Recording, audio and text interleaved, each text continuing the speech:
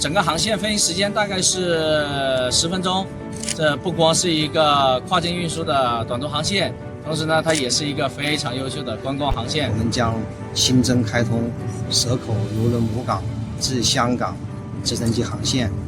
不断的完善低空飞行的服务网络，为粤港澳大湾区城市群和市民群众提供更加高效便捷的出行。